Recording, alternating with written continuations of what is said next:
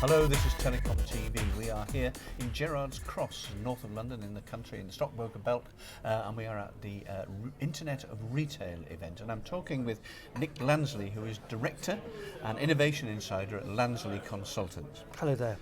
Nick, very welcome. Thank We've you. had a good chat off camera. Let's continue it on here. What does an Innovation Insider do or consist of? Well, I call myself an innovation insider because I have a past. And my past is with a FTSE 100 company, Tesco. I'm delighted to have been one of the founders, one of many people who founded the Tesco online service in the mid-1990s.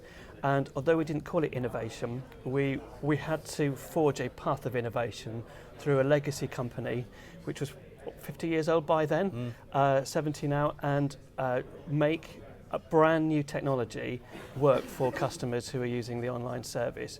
And I call myself an insider because we made innovation work in Tesco, and what I'm aiming to do is to take that skill and that experience and make it work in other companies as well. Good, thank you. Now, so that was 20 odd years ago. You did Tesco online. It must have Yes. been cutting edge at the time. It was. Was it one of the were you one of the very first to do it? We weren't quite the very first, but we were one of the big significant players, particularly in the UK, and absolutely the first for grocery. This is bearing in mind a time when the web browser had only just been discovered. Everybody was on America Online or CompuServe. I remember it very well. Everybody had those dial-up modems that back then were at like 28.8 kilobits per second. And we were trying to sell 30,000 food products from a large catalogue. Bit of a challenge. Bit of a challenge to customers.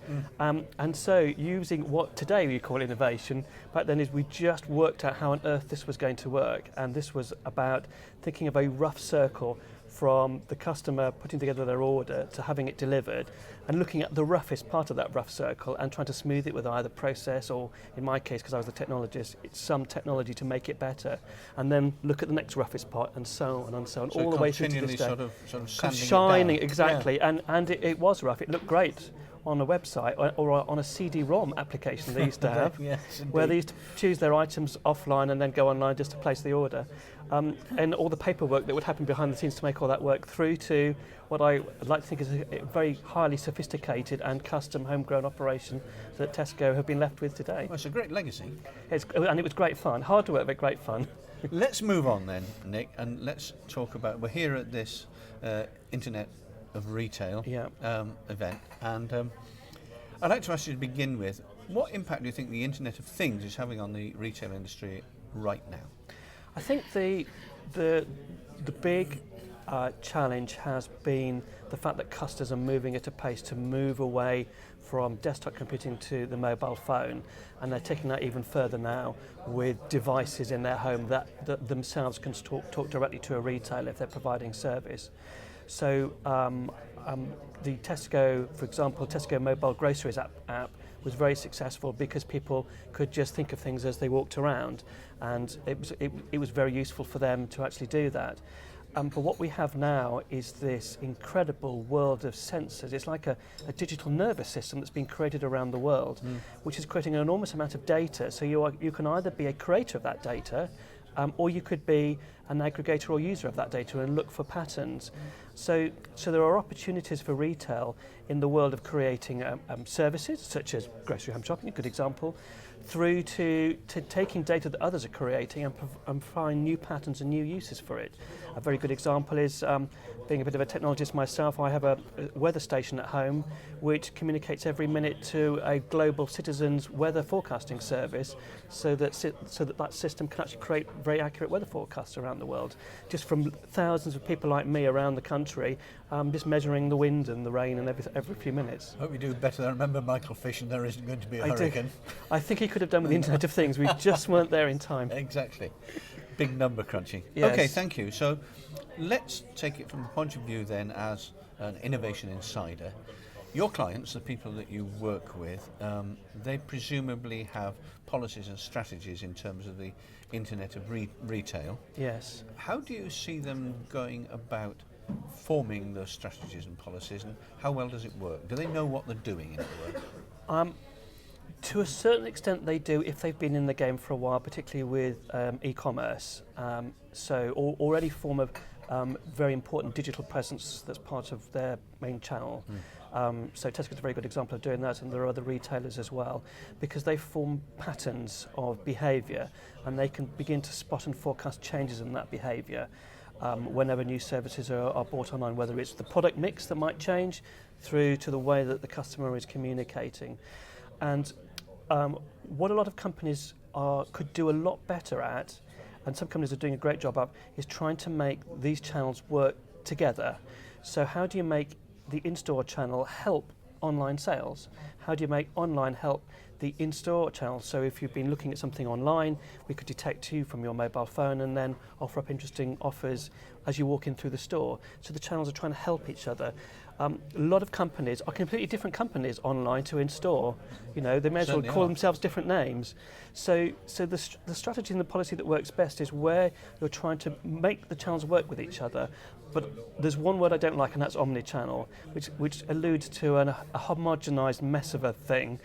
Let each channel have its own uniqueness, but allow that channel to point in the direction of the other channels and allow those channels to work with each other. So there's no one way of mashing it all together. No. But it does sound a bit redolent of omni-shambles, doesn't it? Yes, it does. It is, and that is what you end up with, because no channel is particularly good.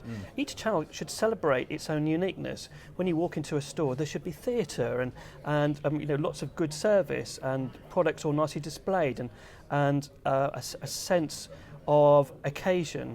Online, particularly with grocery home shopping, you're kind of buying convenience, and so you want things to be almost a quartermaster store where you have lists of stuff and you can get through them quickly, because no one gets excited about the loo rolls and the nappies and stuff.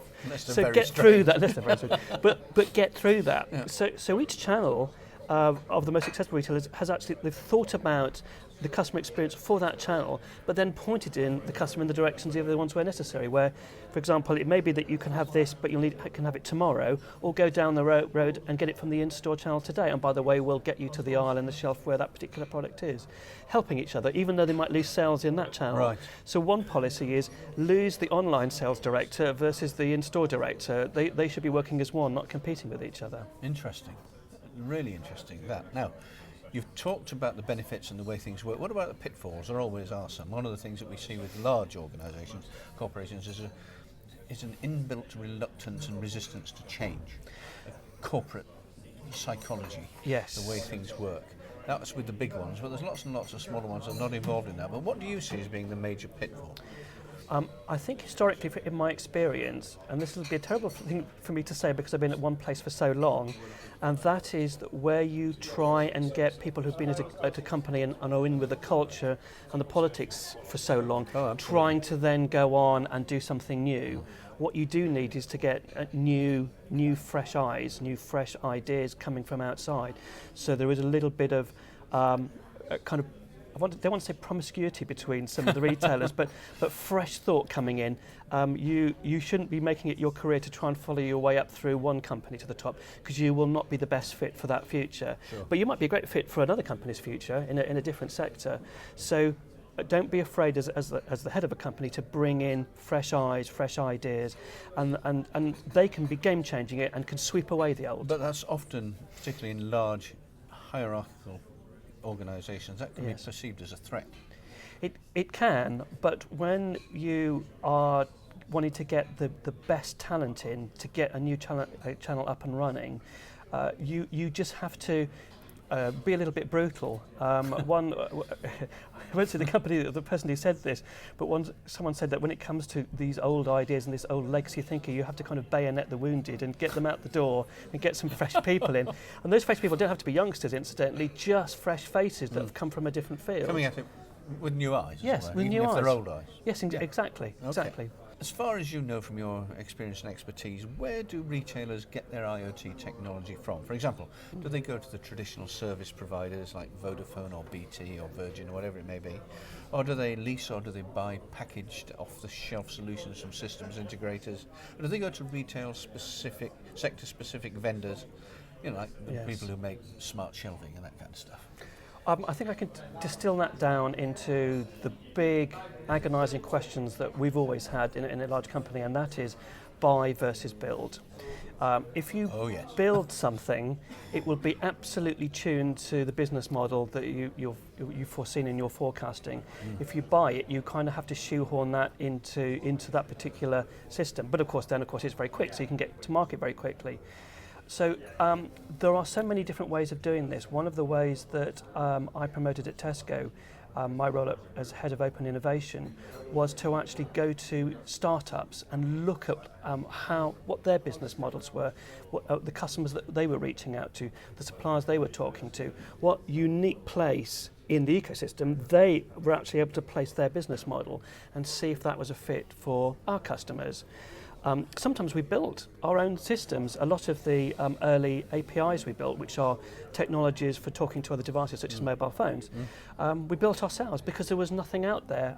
Our first mobile phone app was out for Tesco, in 2009, and there was nothing behind it. So we built the system completely from scratch all ourselves. Today, we would go and buy that from somebody or connect it in as a module from another system. Yeah. So if you want to be fast to market and get things going, but you don't mind the business model skewing slightly because you have to fit it in, then fine, because you can learn very quickly. You may find that their way is better, incidentally. But if there was something interesting and unique you wanted to bring, that might get compromised. If you build, as long as you can build fast using agile processes, where you build a little bit, try it with customers or whatever your user group is, then you can then kind of tune it, evolve it as it goes along, then that will work, and ultimately you'll end up with absolutely the thing that you and your customers are looking for. So there is no one answer. Just be careful about thinking that you'll get to market next week if you buy off the shelf or buy a new system in, because believe me, the interconnectors behind the scenes, that's what's going to hold you up, and you're going to get very upset with these poor infrastructure people. As for cloud computing, well, this is like electricity versus your own generator. So I have to say, Tesco won't mind me saying this, if you think of electricity, occasionally electricity would fail, but stores have to keep on trading, so most large stores have their own generator, and they have wind turbines and stuff on the roof and things. So it wasn't always perfect. So it's great having the idea of a cloud, and it can be very cheap, just like electricity is, because you're not having to run your own capital investment on generators. But the problem is that occasionally that's going to fail because your cloud is somebody else's ground, and somebody's going to sever the wires with their bulldozer one day, and then you go off the air, as they do. And what can they do? All you can do is wait while the CEO rings you up wondering why your servers are offline. You can just go, well, there's nothing I can do, I've got to wait. If it was your own server, you could be knocking their heads together to get it going again. So you have to be careful with the arguments around the kind of cloud versus doing some of this stuff yourself. And if you get the right mix, one is a backup for the other, that would work very well. And I have to say, Tesco and most of the other FTSE 100 companies still have the mainframe. It is still there. There are still programs written in COBOL, which is an ancient programming language in those terms, doing amazing stuff because it's sheer raw power.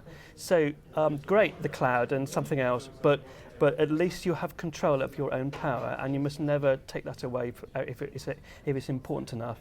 If Tesco don't have any data for 2 days, can you imagine what would happen to it? Just in time and stuff. Yeah, exactly. So that goes for all the supermarket sector, and that's key. You've got to think of that. Interesting. What about then, let's talk about partnerships and collaborations, because one thing that typifies the age we're in now, and data and everything else, is the number of companies collaborating with one another technologically in a way they would never have done before. They'd have been stabbing each other in the front, never mind the back, and they wouldn't work together. But now we have lots and lots of partnerships, collaborations, which can be open-ended. Do you see those being the way to the future also with the Internet of Retail? Yes, I do. In fact, the great analogy is in politics, where you might be two governments loggerheads and threatening war, but all the scientists and everybody else is getting on like wildfire with each other. So there are lots of partnerships that you can do if it's for the common good, or if the job is so large it's going to require an industry solution. And so what increasingly has happened is that there are organisations being formed where those companies can become members, and they follow one purpose. Sure. Very good example, and it is one that I'm working with on some programs at the moment, is GS1, who created the barcode. And they have all the large companies. Anybody who wants to create a barcode is a member of GS1, and they create all the supply chain standards that they've done for the last 40 years. Not for profit, it's the one organisations, and it's the way that Sainsbury's and Tesco and Asda and others can work together in a safe environment. In other words, the scientists can do the job and deliver something great for absolutely everybody. So where that is the case, that works really well. Another good example is where you can have a certain amount of Chinese walls, but there is a common good, and that is a good example is dunnhumby, which is partly owned by Tesco and partly owned by Kroger in the US. Oh yes, in the States, yeah. And the Tesco can't see Kroger state, and Kroger can't see Tesco, quite rightly. But dunnhumby are able to get the best from the data to create the best possible algorithms for all the targeting that they will do for marketing. So the larger the amount of data, the more pattern forming you can get, and then that's used for the benefit of all the customers of dunnhumby. A very good example. So there are ways of doing it without it looking like you're actually colluding too much, which is of course the other extreme, or at daggers with each other. Last question to you, Nick. The traditional network operator, the BTs, the DTs, the FTs of this world, the communication carriers, they've got big networks. They're spending a lot of money virtualizing them, and cloud and NFV and SDN and all the rest of it. And they have considerable expertise and experience in IoT themselves. Anyway, they've got Yes. huge networks, got lots of bandwidth. They're big and they're solid, and they've been around a while. But lots of people that I've spoken to say, well, that's not really relevant to us. We can do lots of things without that. Do you see, and I think a lot of people also are slightly afraid of getting locked in, the locked-in syndrome. We're going to be locked into BT forever, and we won't be able to get out of it and everything else of it. Hard to break away from down the line. What do you think is the future for the traditional network operator in the retail, or the Internet of Retail? Well, I think they have a great future, and that future is doing a brilliant job of networking but remaining invisible for it, but just being best of breed, world class in networking capability. So many companies forget, because the internet's always there, like the electricity, that they can then do without them, when in fact they're using them as a backbone. Absolutely. And it's a bit like the road system. Loads of people drove here today, and you didn't think anything of the fact that you could drive here today. There might have been the odd traffic jam, but nevertheless, that road system was always there. And the analogy is the same with these networking companies. They just need to be the best at being the conduit, and people should respect them for the work they do. Behind the scenes, and I am a technologist, it is very difficult providing network services. Things are always breaking down. You just never really know about them, except occasionally when some people on Twitter notice. So they, and it's like the electricity. I would love it if everybody watching this show tomorrow morning turned on their computer and got onto their web browser, and the internet was there, and they went, hurrah, the internet's back this morning, isn't it amazing? You assume it's there. You only get upset with your network colleagues if it's not. Same with electricity. If the electricity goes, you get upset, but you don't say, hurrah, the lights have come on this morning, I can have my coffee, So you've got to have respect for the people who have actually do such a good job. They've become invisible to our thinking, because if they go away, it's game over for the internet, it's game over for trading, it's game over for e-commerce. If you can't get that link to the customer, that's the end. So, make sure that they do their job, but respect them for it. Fascinating interview, really enjoyed it. Nick Lamsley, thank you very much indeed. Great to be here, thank you.